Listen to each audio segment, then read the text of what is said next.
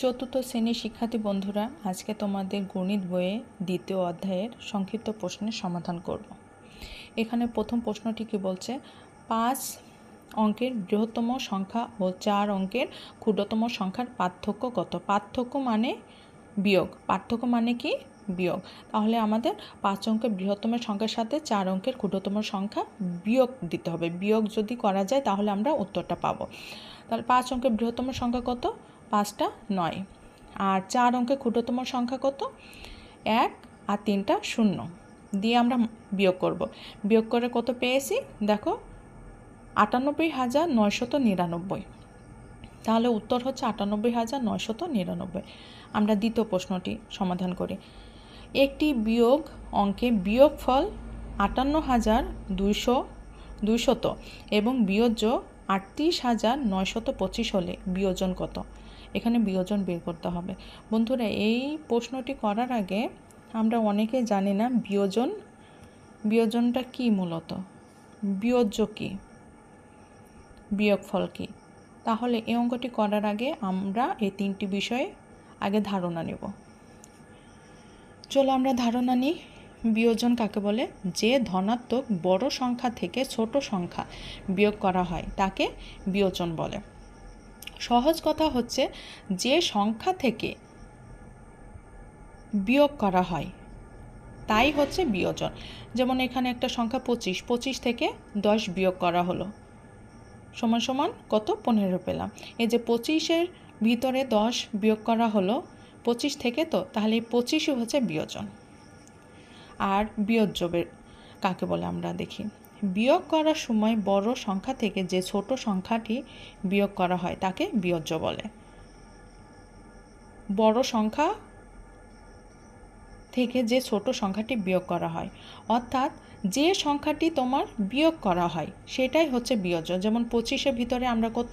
এই 10 বিয়োগ করেছি, এই 10ই হচ্ছে বিয়োজ্য। বিয়োগফল, বিয়োগ করার ফল, যে বিয়োগ করার পর যে সংখ্যা পাওয়া যায় তাকে বিয়োগফল বলে। দেখো, 25-এর ভিতরে আমরা 10 বিয়োগ করেছি, বিয়োগ করে কত পেয়েছি? 15। এই 15ই হচ্ছে বিয়োগফল।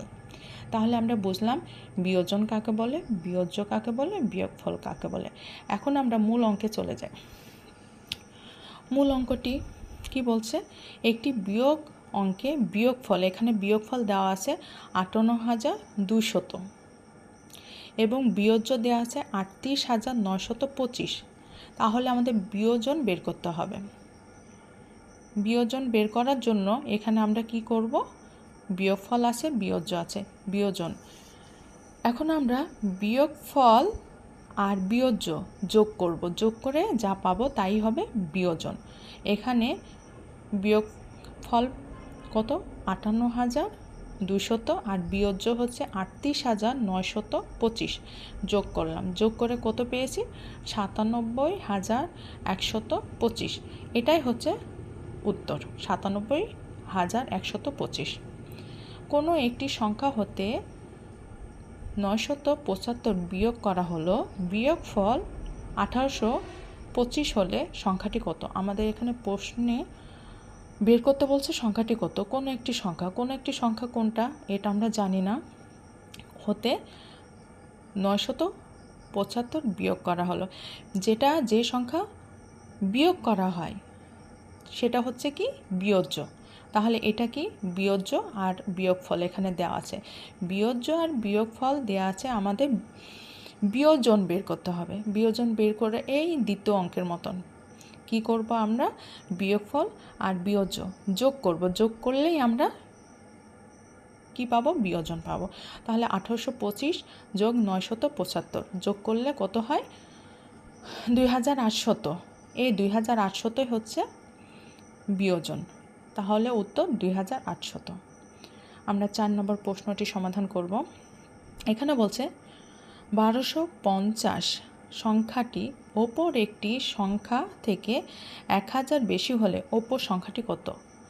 1250 সংখ্যাটি অপর একটি সংখ্যা থেকে 1000 বেশি হলে অপর সংখ্যাটি কত? আমাদের বের করতে হবে অপর সংখ্যাটি কত। অপর সংখ্যাটি বের করার জন্য আমাদের কি করতে হবে? 1250 থেকে 1000 বিয়োগ করতে হবে। 1250 থেকে 1000 বিয়োগ করলে কত পাবো? 250। উত্তর 250। বন্ধুরা, আশা করি তোমরা বুঝতে পেরেছ। ধন্যবাদ।